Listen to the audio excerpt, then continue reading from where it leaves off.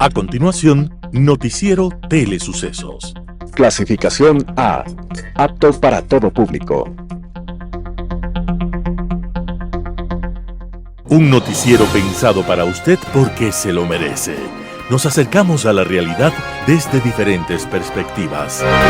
Noticiero Telesucesos. Primera parte del Noticiero Telesucesos con las noticias más importantes del día.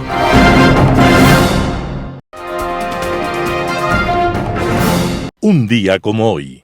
Hubo en Brasil, en el siglo XVIII, una especie de profetas extraños que iban de pueblo en pueblo. Generalmente eran ingleses o franceses que habían caminado mucho mundo y que llevaban un maletín lleno de objetos extraños y la cabeza llena de ideas. Las ideas, después de haber visto tanto mundo y de conocer tanta realidad, eran casi siempre rebeldes, y los objetos extraños de sus maletines servían para aliviar el dolor de muelas. Eran los dentistas ambulantes de la época. Y en ese mismo siglo, hubo un muchacho brasilero llamado José Joaquín da Silva Xavier. Su vida la había iniciado como arriero, llevando mulas con mercancías de acá para allá, hasta que coincidió con algunos dentistas ambulantes, de los cuales aprendió el oficio. Dicen que aquellos dentistas iban de pueblo en pueblo, dejando a la gente con algunas muelas de menos, pero con algunos libros de más. Y esos libros, objetos valiosos, empezaban a ser leídos y se convertían en la semilla de muchos sueños que antes parecían imposibles. El sueño de la libertad, por ejemplo. El sueño de la independencia frente al imperio. Esos sueños calaron hondo en aquel joven, José Joaquín da Silva Xavier, que desde entonces recorrió el país predicando la insurrección y calmando dolores mentales. Por eso lo llamaron Tiradentes. Y Tiradentes sacaba muelas y exponía ideas. ¿Cómo sería el aspecto militar de la lucha, la libertad de los esclavos, la propiedad de la tierra? ¿Y cómo serían el escudo y la bandera? ¿Dónde estaría la capital? ¿Cómo serían las escuelas para los niños y para los viejos que quisieran aprender a leer? Tiradentes al final fue mártir de sus sueños. Pero más que su final, hoy recordamos que había nacido un día como hoy, 12 de noviembre de 1748. Y que no podemos olvidar su sueño de un mundo con más dignidad y menos dolor. Las principales noticias del día. Titulares. José de la Gasca es el nuevo ministro de Gobierno de Ecuador. Anuncias cortes de agua diarios en Quito como medida preventiva. Vicepresidenta Verónica Abad pide intervención de Fiscalía, Asamblea y Contraloría tras su suspensión. En política internacional, lecciones de elecciones. Los editoriales serán de Martín Pallares. Chats, operativo político 3 en 1. Santiago Basaber renuncia anticipada a la nueva estrategia de nuestra maloliente clase política. Noticias internacionales. Noticias del día. José de la Gasca es el nuevo ministro de Gobierno en el Ecuador. El presidente de la República, Daniel Noboa, anunció este lunes 11 de noviembre del 2024 la designación de José de la Gasca como nuevo ministro de Gobierno. De la Gasca se desempeñaba desde noviembre del 2023 como embajador de Ecuador ante la ONU. Además, fue secretario anticorrupción en el gobierno de Lenín Moreno. Según el comunicado, con la designación del nuevo ministro se busca fortalecer el compromiso con la institucionalidad y el diálogo como pilares fundamentales para el desarrollo. Durante su mandato, el presidente Noboa ha sustituido en 4 ocasiones a los encargados de la cartera de gobierno: Mónica Palencia, Michelle Sensei Contugui y Arturo Félix Wong completan la lista de exfuncionarios.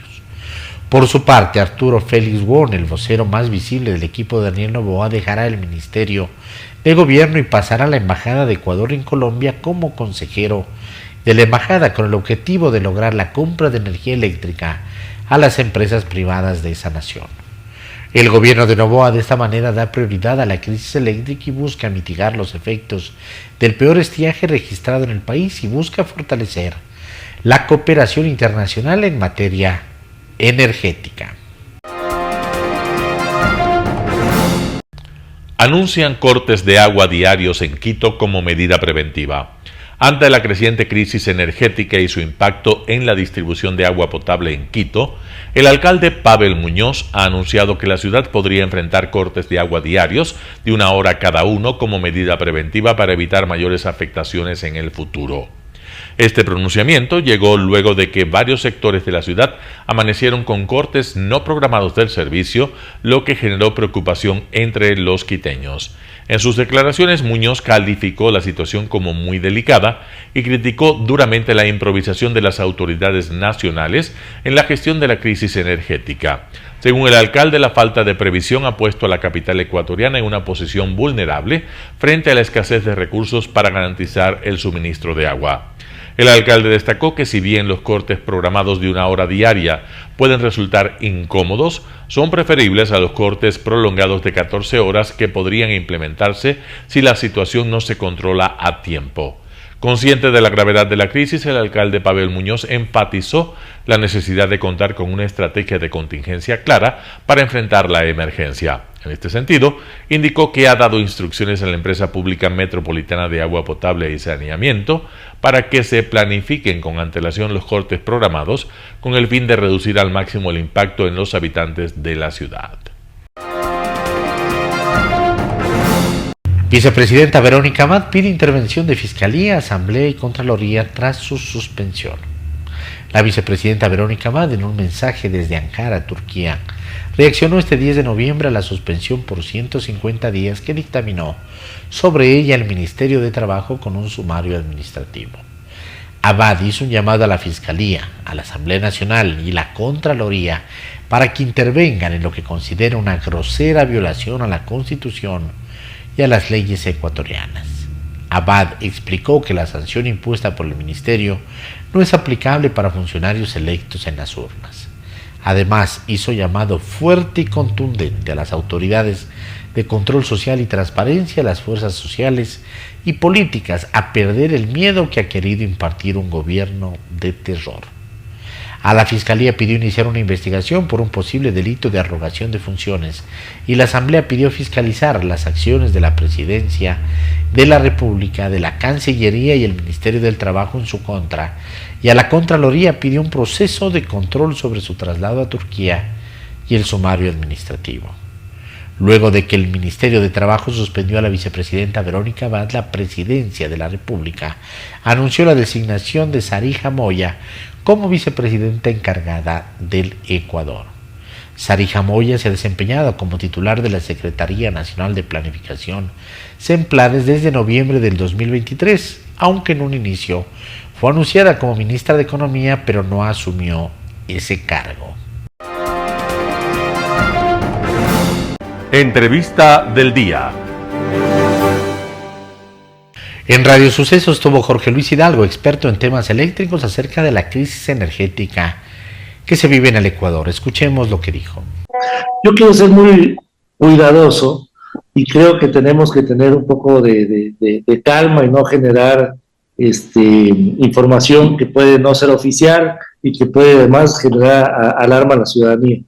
Y de lo que yo entiendo del mensaje, o lo que quiero entender del mensaje del SENACE, que es un mensaje técnico, es correcto, es que la falta de disposición de estas turbinas es básicamente por el caudal. Cuando usted tiene cuando tiene un embalse tan bajo, está por sobre los 2.110.8 metros sobre el nivel del mar, cuando el mínimo operativo recomendado es 2.115 metros sobre el nivel del mar, y el mínimo donde ya evidentemente empiezan a generar estos problemas es 2.109 metros sobre el nivel del mar, ya está actuando en una situación bastante expuesta, y esta es entiendo yo, la indisponibilidad que menciona SENACE. Dicho sea de paso, ya en esas alturas, digamos, tan bajas de embalse, y ya empieza a haber cavitación, ya empieza a chocar el tema de sedimentos, ya empieza a haber, problemas de vibraciones. Entonces, evidentemente, hay que ser honestos, con esto se pone en riesgo la generación y obviamente estos son los resultados. Entonces yo esperaría que sea eso y no otra cosa. Pero bueno, a ver, todo esto que usted describe y todo lo que se dice además, se puede pensar que las decisiones técnicas que emite el SENACE o que pide el SENACE no van acompañadas precisamente de una técnica, sino de una intención política, que hasta cierto punto podemos decir razonable, porque nadie quiere cortarle la luz a la gente durante 14 horas. No creo que el gobierno diga, vamos a quitarle la luz 14 hoy, mañana 12. Me imagino que lo que buscan es tratar de aliviar un poco la situación, pero en ese transcurso de decisiones políticas, en ese trayecto, se pasa por alto decisiones técnicas y se pone en riesgo al sistema. ¿Es así? Bueno, el mismo presidente lo dijo claramente, es decir, dijo que los técnicos le sugerían un número de horas y que él decidió otro número de horas. Digamos, la evidencia me da a pensar de que es así, porque al final del día, cuando se anuncian que va a haber reducciones a 8, a 6, a 4 horas, los técnicos tratamos de medio adivinar, digamos, cuál es la mejora, ¿no es cierto? Si hay una mejora en mayor generación, si hay algún elemento de menos consumo, si Colombia, por ejemplo, ya nos va a vender energía, si ha llegado algún equipo nuevo, y cuando nos damos cuenta, ojo, nosotros no manejamos toda la información que sí maneja obviamente el gobierno y el Estado, pero cuando dentro de nuestra búsqueda no vemos algo relevante en estos aspectos, uno tiende a pensar de que no es una decisión técnica, porque al final tiene que estar basada en algún elemento nuevo, ¿no es cierto? Jorge Luis, buenos días. Respecto a Masar, bueno, últimamente estamos muy pendientes de lo que pasa en Masar y vemos cómo dicen, bueno, sube 1 metro, subió 5, bajó 5. ¿Por qué tanta volatilidad en el sentido de que sube y baja tan rápidamente la cota de Masar? ¿Qué pasa con Masar y por qué es tan importante esta represa, este embalse? A ver, el corazón de la energía del país está justamente en Masar, Pauta y Sopladora. Maneja cerca del 35%. Pero adicionalmente a lo que pasa en Coca-Cola Sinclair, por ejemplo, Coca-Cola Sinclair no tiene embalse. Entonces, literalmente, lo que bien llueva, bien se consume. En cambio, acá nos da la posibilidad de previsibilidad. Entonces, cuando usted tiene un embalse y se va quedando corto, porque en Coca-Cola, por ejemplo, no llovió tanto, usted va consumiendo agua de los embalses para ajustar ese déficit de generación que usted esperaba, por ejemplo, Coca-Cola Sinclair, o en horas pico, que es el ejemplo más evidente. Usted tiene horas pico y ya no tiene generación, prende turbinas de Masar y Paute, que usted las controla, usted las regula, usted ve a cuánta capacidad puede generar para llegar a esos picos y cuidarse de que no haya blackout o no haya apagones no programados. Felipe Rivadeneira, presidente de FEDEXPOR, habló en Radio Sucesos de las consecuencias en el sector empresarial por la crisis energética. Veamos la nota. Bueno, yo lo dije ya hace 2 semanas, estamos en un momento en el país, no puede recibir más excusas, ¿no? Es decir, estamos en una etapa donde la paciencia ya se agotó, ¿no es cierto?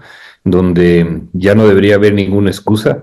Fuimos convocados, como bien lo dice nuestro presidente del comité, el día sábado, primero una reunión que iba a ser a las 3 de la tarde, luego nos estuvimos esperando como 1:30, no se dio, luego se volvió a convocar a las 7 de la noche, en donde prácticamente se convirtió el comité en un comité de recepción de información sobre los problemas que existen, esa es la verdad, es decir, fíjate tú que en la anterior reunión se nos convocó, creo que fue hace 2 semanas, si no estoy mal, antes de que la ministra viaje a Colombia, no hubo ninguna actividad en el interín, y claro, ayer, o el sábado más bien, se convocó a comentarnos lo que ya era un secreto a voces, ¿no es cierto?, porque se había filtrado esa información que todos lo conocemos, en donde prácticamente se establece unos cortes, ya te diría, que son una locura para el sector industrial, ¿no? Y el sector exportador no es ajeno a esto, ¿no? Es decir,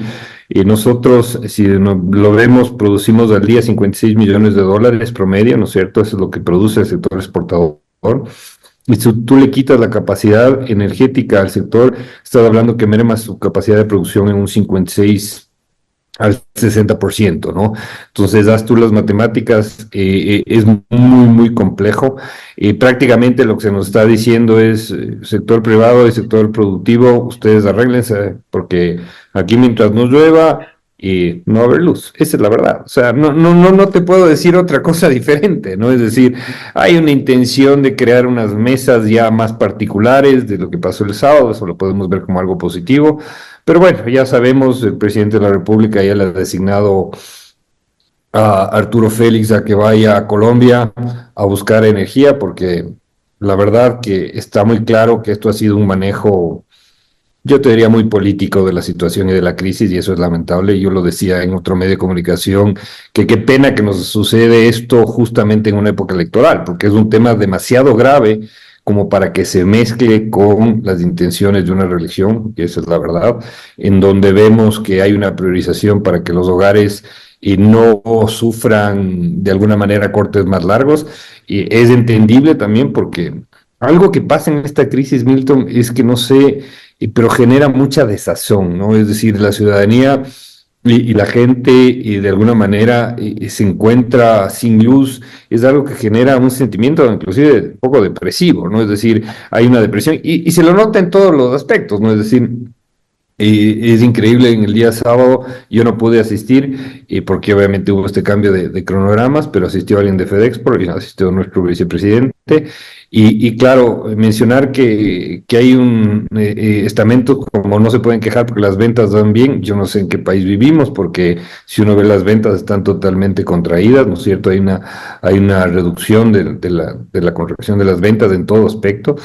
Y hemos hecho 2 pedidos, creo yo, desde hace un tiempo atrás, ya prácticamente son 3 semanas de estos pedidos que no hemos tenido respuesta. Y son pedidos que el gobierno los puede tomar en exactamente 5 minutos, Milton. El uno es eliminar la autorretención para noviembre y diciembre, es decir, inyectar más de 300 millones de dólares de liquidez a las empresas, porque si nos están diciendo, señores empresarios, ustedes vean cómo resuelven el problema, porque no van a tener flujo de energía eléctrica en cortes que van a ser inclusive hasta de casi 24 horas, bueno, prácticamente no se nos está dando una compensación. Hubo algo importante que se tomó de alguna manera del gobierno con este tema del emplazamiento del pago de obligaciones a la seguridad social, etcétera, pero la autorretención no hemos tenido ninguna respuesta, y la eliminación del ISD también para la compra de equipos de generación eléctrica, ¿no? Generadores, baterías, etcétera, y eso también el presidente lo puede hacer en un decreto en 3 minutos, ¿no? Son temas que no hemos tenido respuesta. Mientras tanto vemos otro tipo de acciones de parte del gobierno en donde se establece generación de recursos para trabajo a la gente joven, que está bien, ¿no es cierto? Yo no digo que esté mal, pero ¿dónde están las prioridades, no? Porque a mí lo que me preocupa son las consecuencias que puede llegar a venir de algo que definitivamente no tienen control, no hay un correcto manejo, estamos todavía a la espera. Y como te dije al inicio, ¿no? 0 excusas. Es decir, a mí ya no me sirve de nada decir que un generador no está viniendo por A, B, C motivo, etcétera, etcétera, etcétera. A la final son excusas. Nosotros no podemos tomar las decisiones. Ellos son quienes generan las decisiones, quienes generan el trabajo del día a día. Y que se nos convoque solo para decirnos que la situación está más grave de lo que estaba hace 2 semanas o 3 semanas, realmente es frustrante, ¿no? En Impacto Informativo, Juan Carlos Calderón, periodista, director de Plan B, habló acerca de la revelación de los supuestos chats de Fernando Villavicencio. Veamos la nota. Sí, es verdad, es coincidente, por lo menos decir que esta gente, digamos, junto a los más conspicuos voceros del correísmo, se juntaron, ¿no es cierto?, para digamos, avalar de alguna manera la existencia de estos supuestos mensajes de chat presuntamente obtenidos de el celular de Fernando Villavicencio, que estaba bajo custodia, ¿no es cierto?, se supondría que está bajo custodia de la justicia ecuatoriana, concretamente de la Fiscalía General, porque además es prueba, ¿no es cierto?, de del delito del asesinato de Fernando. Y entonces, coincidentemente, este triángulo, digamos, este grupo se juntó para eso. Además, estos se han ido juntando algunos voceros, como la radio de la prefectura de Pichincha y otro tipo de medios vinculados al correísmo, que han hecho vocería y han difundido, digamos, de alguna manera, los supuestos contenidos de estas conversaciones obtenidas de este celular. ¿Y cuál era el propósito en tu criterio? ¿Es un propósito de orden político, un propósito de orden legal? Bueno, yo creo que en primer lugar no es legal, es decir, absolutamente legal. Ya se ha demostrado por varios criterios de varios especialistas que se ha violado la ley de protección de datos, ¿no es cierto? Las leyes vinculadas al Código Penal por difusión ilegal, digamos, o no autorizada de ciertos contenidos de conversaciones que además son privadas, suponiendo que los chats son verdaderos, digámoslo así. Y digamos que si son o no verdaderos, pero digamos que lo son, al hacerlo se violan algunas leyes, ¿no es cierto? Y lo otro es que además no olvidemos que estas conversaciones, estos supuestos textos estaban bajo custodia, ¿sí? Pero que además se rompió la custodia legal, o sea, el debido proceso, la cadena que se llama de custodia, que es decir, la protección de una prueba. La protección de una prueba, en el momento que se la obtiene, tiene que ser intangible, no tiene que ser tocada, no puede ser manipulada. Para eso se establecen los peritajes, los expertos, y miran que esta prueba no ha sido alterada. En este caso ha sido alterada. O sea, es evidente que ellos mismos han confesado que de alguna manera obtuvieron de un grupo, de un llamado Anonymous, que además entiendo que ya bajó o bajaron el link de estos contenidos, y que expusieron estos chats, y esto estaba bajo protección de la Fiscalía General, y esto es un material que hasta se podía comprar, digámoslo así. Lo dijeron tranquilamente, digamos, sin sonrojarse. Pero de alguna manera está claro que esto desde ese momento carecía de credibilidad, porque tú dices, y uno se pregunta, ¿bajo qué circunstancia uno tiene que creer que un contenido de un celular no fue manipulado si permaneció en manos de gente extraña a la custodia más de un mes, al menos, de lo que se sabe, o que han dicho ellos mismos? Entonces, está claro que ha habido incluso ya en redes sociales técnicos informáticos que han ido demostrando un montón de inconsistencias sobre tiempos, por ejemplo, de conversaciones, donde aparecen conversaciones con 20 segundos o 30 segundos de adelanto, ¿no es cierto?, a la siguiente, es decir, como que se recambió el tiempo, o fechas como que de 31 de febrero. Claro, por ejemplo. Sí. 31 de febrero de 2022 hay una... Entonces uno dice, esto es un sainete, ¿no? Esto es un sainete, esto es una payasada, de alguna manera, que tenía el objetivo, 3 objetivos, creo yo. Primero, atacar cobardemente la memoria y el prestigio de Fernando Villavicencio. Quizás lo más grave, lo más deleznable. Es deleznable, la palabra es esa, es una bajeza moral. Ni siquiera la calificaría de periodística, porque yo no conozco en la historia de este país, al menos de lo que yo hago periodismo, que haya pasado algo así, ¿no es cierto? Nunca.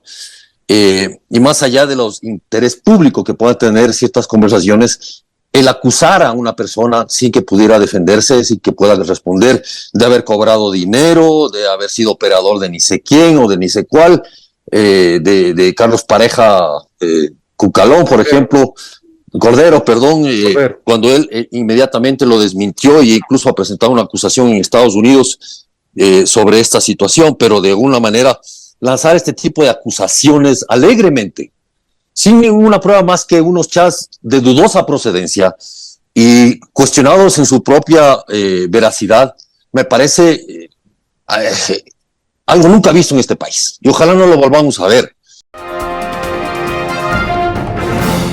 Global Hoy con Alan Carney.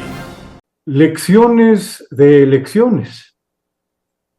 La recién pasada elección norteamericana de la pasada semana, ante su importancia tanto casa adentro como hacia el exterior, deja en el camino, además del resultado que amerita un análisis de sus causas, a unos ganadores y perdedores del proceso.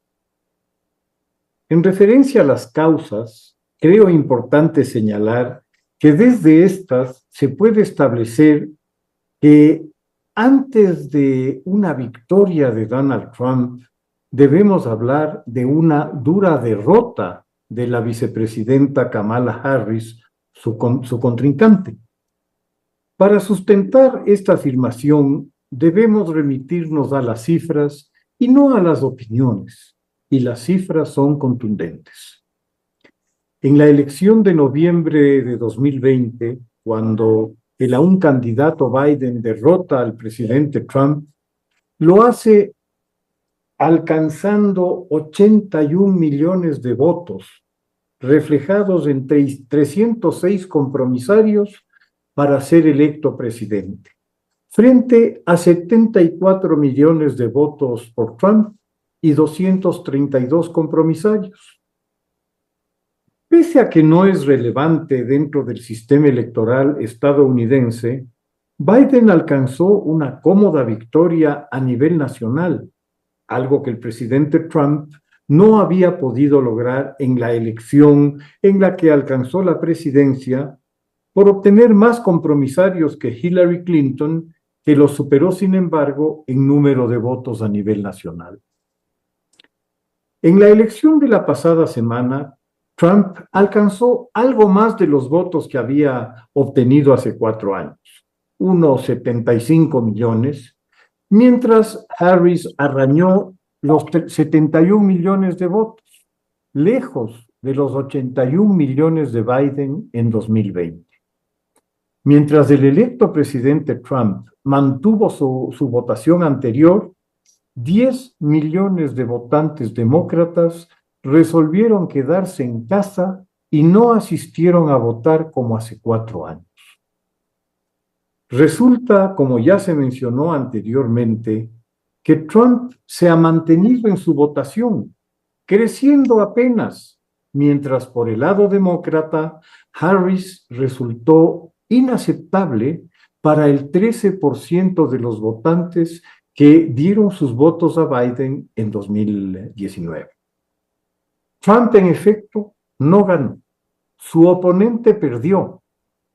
¿Por qué? Es la pregunta cuya respuesta para el Partido Demócrata es fundamental y algunas teorías se han formulado ya para hacerlo.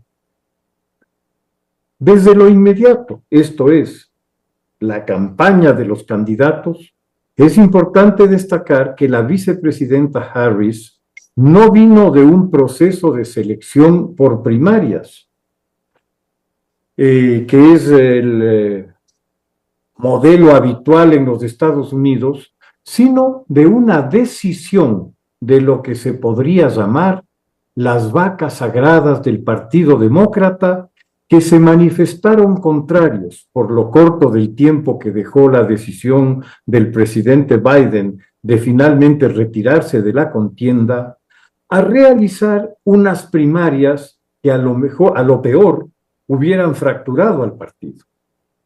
Frente a las intensas presiones desde el interior del partido para cambiar la candidatura luego de la desastrosa participación en el debate de Biden con Trump, debate en el que no es que Trump hubiera tenido una actuación notable, fantástica, demoledora, pues al contrario, él mantuvo una actitud respetuosa y hasta conmiserativa con un presidente Biden que desvarió a todo lo largo del encuentro, revelando un deterioro cognitivo alarmante. Y esta condición, en forma alguna, fue un fenómeno súbito o inesperado, pues ya se habían registrado varios episodios donde Biden se desorientaba y divagaba, señalados por la prensa y por personas particulares. Pese a las evidencias, el Partido Demócrata mantuvo la candidatura a la reelección contra viento y marea, hasta que los efectos del debate en el público fueron tan severos que desde dentro de su propio partido se le pidió dar un paso al costado. Biden finalmente acogió el pedido y dio su inmediato respaldo a su vicepresidenta, tanto en su gobierno como en la papeleta del partido para la reelección. Tal vez el cambio fue demasiado tardío, pues a 3 meses de la elección resultaba difícil posicionar una candidatura presidencial en tan corto tiempo como plantea una teoría, a pesar del impresionante apoyo económico que Harris logró levantar para su campaña.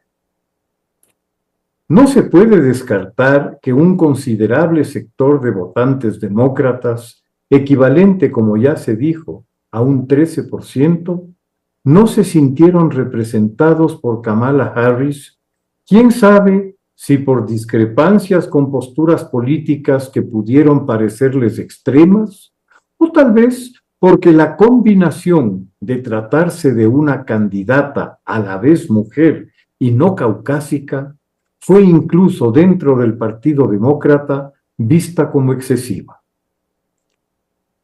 En varios sondeos se estableció que para los votantes el asunto más significativo para su decisión era el económico. Evidentemente, la administración Biden no supo transmitir cuán exitosa en realidad fue su gestión económica, de lejos lo más importante y valioso del periodo. Es muy fácil olvidar hoy que hace 4 años, para todos los fines prácticos, la economía y el país estaban paralizados a causa del COVID, que registró en el año final de la administración Trump una caída de casi el 3% del PIB, lo que borró de golpe buena parte del superávit de los 3 años anteriores.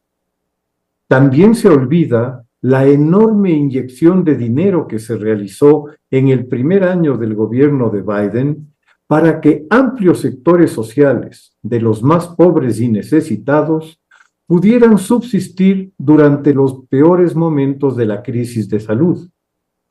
Aún menos se recordó la indiferencia con que la administración Trump enfrentó la pandemia, ni que, a causa de esa indiferencia, más de 1 millón de estadounidenses fallecieran, de los que 600,000 murieron cuando ya estaban disponibles las vacunas. Como es evidente, la inflación resultante de lo prolongado de la crisis sanitaria, que llegó hasta el 9%, golpeó a la población, pero se logró absorber buena parte de esta durante los 3 años posteriores sin entrar en una recesión y evitándose unos problemas muchísimo más complejos. También se olvidó el masivo desempleo que se dio a pesar de ayudas a las empresas para evitar despidos ante la paralización económica. El gobierno de Biden entrega un país con una tasa de inflación inferior al 3%, con un PIB en crecimiento sostenido durante los últimos 3 años y con las tasas de desempleo más bajas en los últimos 60 años.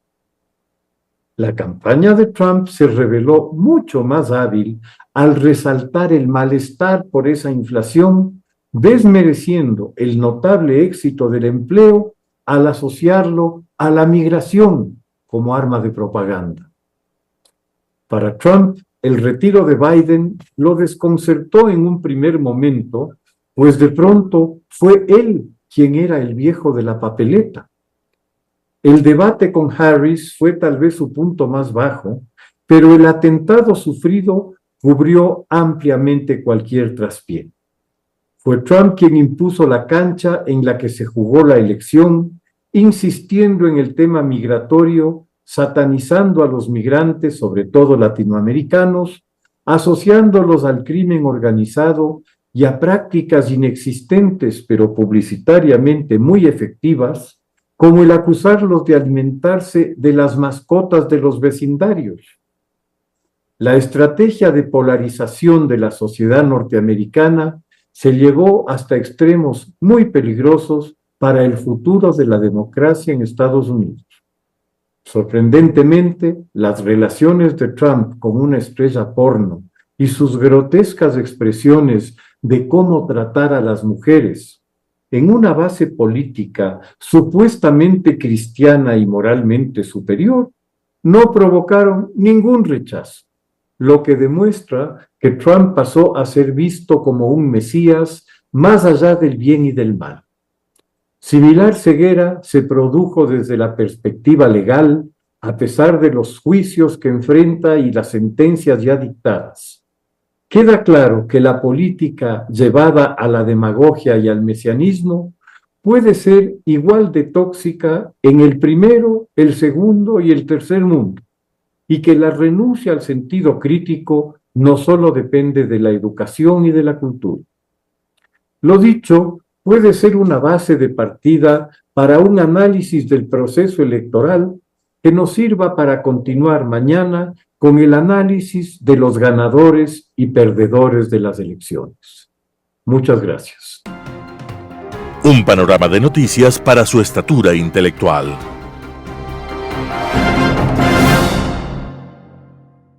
Editorial. Chats. Operativo político 3 en 1. Artículo de Martín Pallares publicado en Diario El Expreso.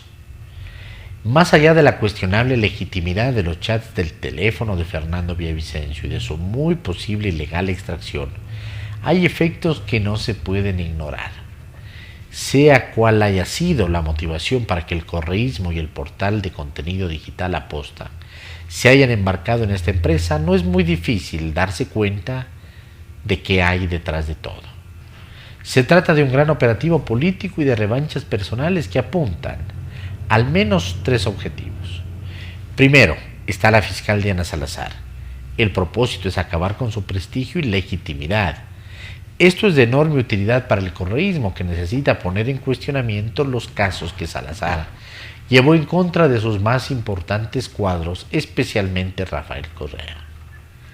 Uno de los problemas que no ha podido superar el correísmo y que ha impedido que se enjuicie en política a Salazar es precisamente su prestigio. Con los chats no solo pretenden embarrarla de lodo, sino presentar argumentos para un nuevo intento de juicio político. En sus cabezas también debe anidar el proyecto de anular los casos que ella llevó adelante, como sobornos.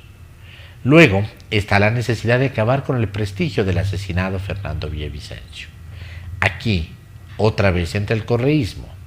La imagen de mártir y adversario invencible que tiene Villavicencio para el correísmo es algo que, para ellos, se debe eliminar si quieren recuperar el poder.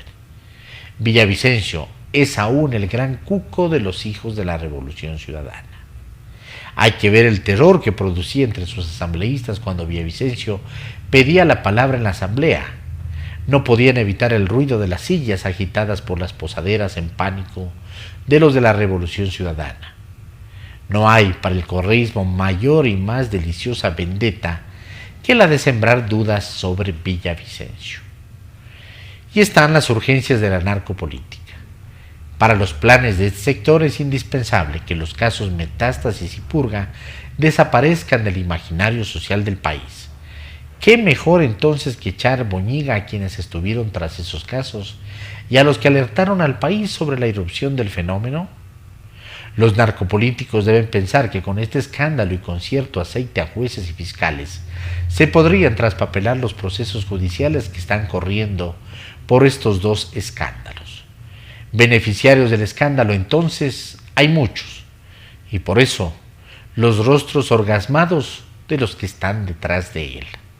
Artículo de Martín Pallares publicado en Diario El Expreso. Renuncia anticipada, la nueva estrategia de nuestra maloliente clase política. Santiago Basabe, primicias. Intuitivo como es el pueblo, bien hacen en huir de la maloliente clase política ecuatoriana.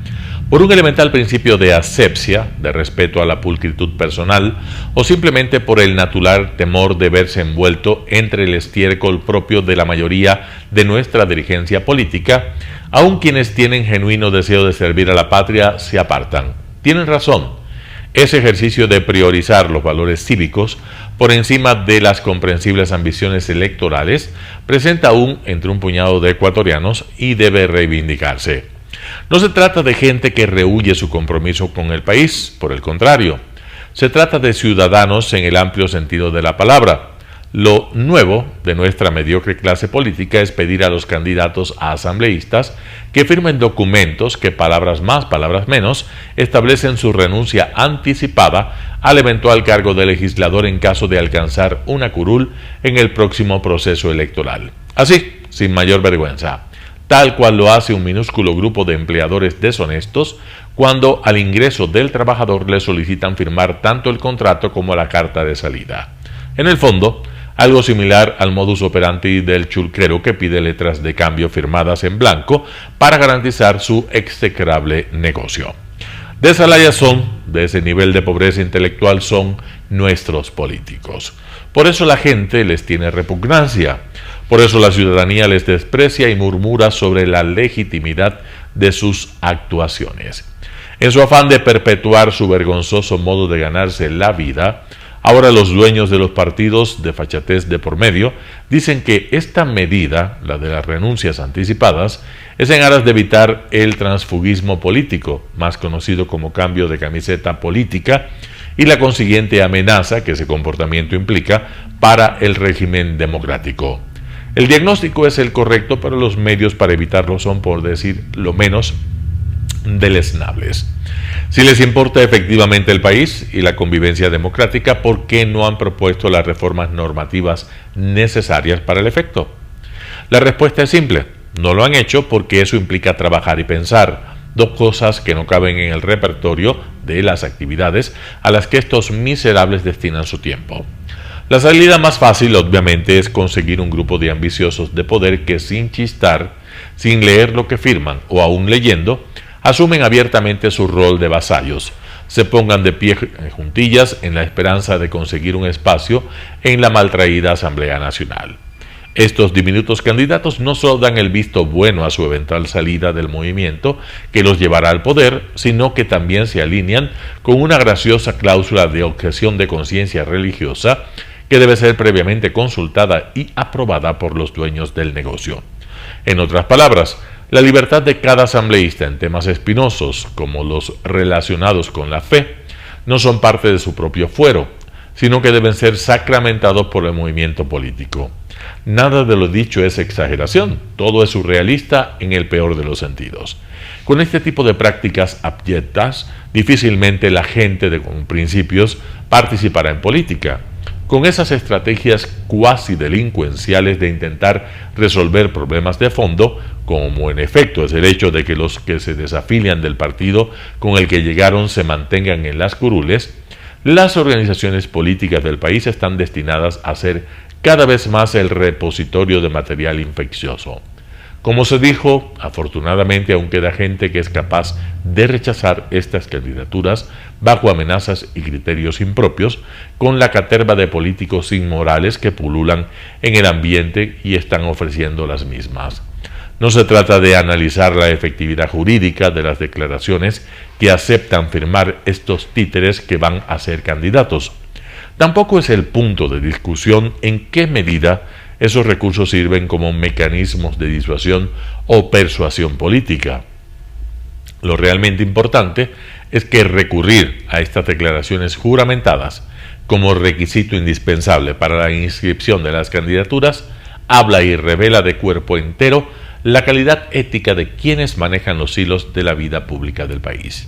Por eso, justificadamente, nuestra población mira con repugnancia a la maloliente clase política nacional y un puñado de personas con valores cívicos prefiere rechazar una participación electoral a ceder en sus principios. Santiago Basabe, Primicias. Noticias internacionales. La COP29 negocia en Bakú medidas para reducir el cambio climático. Empieza la COP29 en Bakú para limitar el calentamiento global. Este lunes se han reunido en la capital de Azerbaiyán con la esperanza de encontrar formas de evitar que aumenten las temperaturas globales y cumplir así los propósitos firmados en el marco del Acuerdo de París. Pero ¿qué debemos esperar del mayor evento del año para abordar la crisis climática? La cumbre se llama COP de las finanzas. Los distintos países revisarán por primera vez en 15 años el alcance y la estructura de la financiación para que las naciones en desarrollo apoyen la acción climática. También alientan a sentar bases en los planes nacionales más sólidas para reducir las emisiones. Convertir la ambición en acción sigue siendo una prioridad máxima en la agenda de la presidencia de la COP. Pero ¿cómo se puede lograr este objetivo? We need to consolidate all the efforts of all countries because it's only with consolidation, with the good motivation for all the participants, we have the chance to have a success. I think the main role for Baku COP, for Azerbaijan, for COP29 team to be the interconnector between the developing countries and between the south and north, between east and west. La defensora de la ONU para el cambio climático en la COP29 explicó a Euronews que además de centrarse en la financiación climática, es necesaria la participación activa del sector privado para alcanzar objetivos sostenibles. When we speak about the green transition, we speak about the new types of economy overall. So the role of the private sector in the global climate action is absolutely crucial. It's so important because private sector is coming with technologies, with innovation, with I don't know, consumer behavior, so they can influence consumer behavior. So it's important to engage with private sector. Experts say concrete results must be achieved in Baku in order to make progress toward the Paris Agreement's goals. Despite last year's gains, negotiations on the new climate targets have exposed divisions among countries. Meanwhile, the talks are unfolding in a very complex geopolitical scenario. Giorgio Orlandi for Euronews in Baku, Azerbaijan.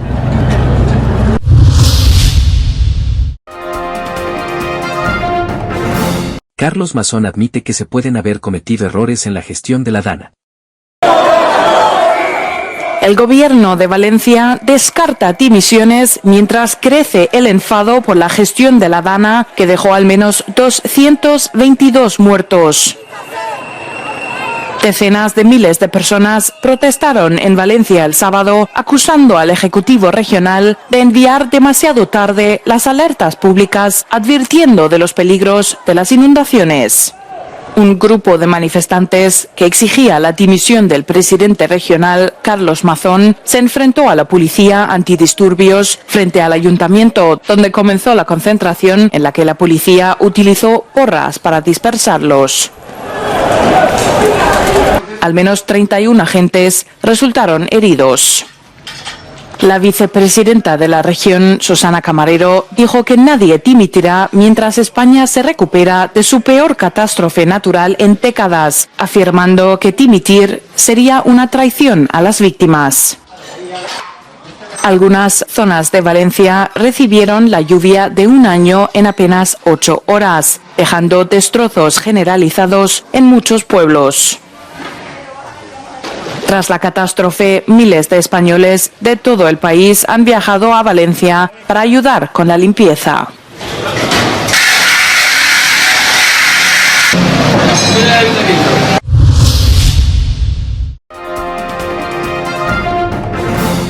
Juez falla contra programa de legalización de cónyuges inmigrantes. Un juez federal anuló el jueves un programa de la administración Biden que habría permitido a los inmigrantes no autorizados casados con ciudadanos estadounidenses obtener un estatus legal sin dejar el país y con un camino simplificado hacia la ciudadanía. Este juez de Texas, designado por el presidente electo Donald Trump durante su primera administración, encontró que el programa viola la ley de inmigración de Estados Unidos porque no está autorizado por el Congreso. La regla se centra en lo incorrecto al identificar beneficios públicos significativos, los beneficios del nuevo estatus legal de los extranjeros en lugar de su presencia en este país. El fallo es una derrota para la administración saliente de Biden, que argumenta que la política, conocida como mantener unidas a las familias, promueve la unidad familiar entre los hogares de estatus mixto, sin destrozarlos inútilmente. La Casa Blanca dijo a La Voz de América que está en total desacuerdo con el fallo y está evaluando los próximos pasos a seguir con este programa. que sería elegible por casi 500,000 de indocumentados. Este fallo se pone del lado de los funcionarios estatales republicanos que buscan obligar a los ciudadanos estadounidenses y sus familias, personas que han vivido en Estados Unidos durante más de 10 años, a separarse o vivir en las sombras con el temor constante de ser deportados. Como ha dicho el presidente, Estados Unidos no es un país que separa a las familias. El Departamento de Justicia puede apelar el fallo, pero es probable que el programa esté en la mira de la administración entrante de Trump, quien ha prometido desmantelar las políticas de inmigración del presidente Biden. Trump ha prometido por separado cerrar y militarizar la frontera entre Estados Unidos y México y supervisar la mayor deportación masiva en la historia de Estados Unidos. Jacopo Luzzi, Voz de América, Washington.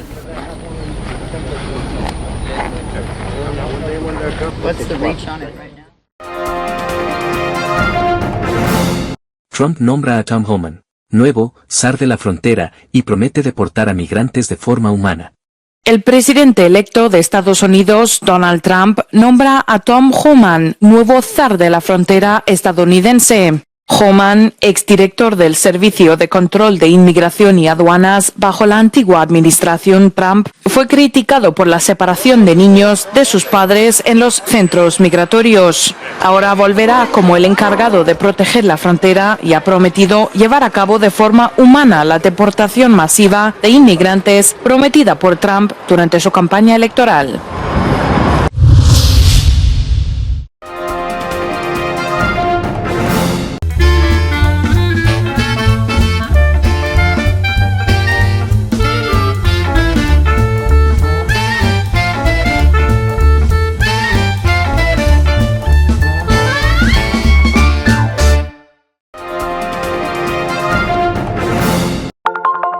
Telesucesos, Canal 29 UHF de la ciudad de Quito.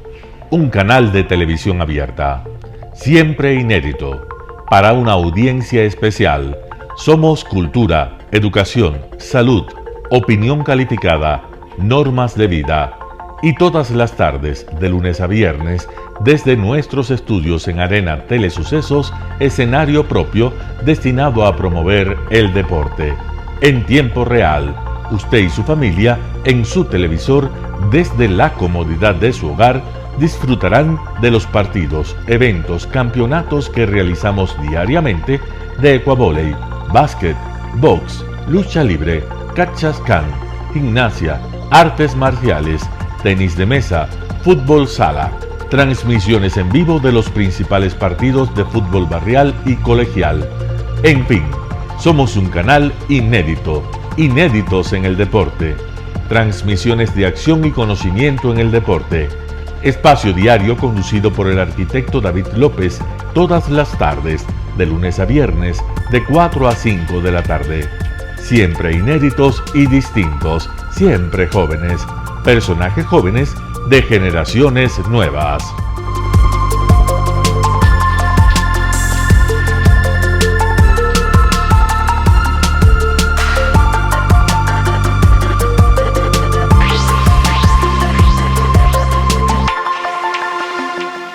El término arena dejó tiempo atrás de ser sinónimo de muerte.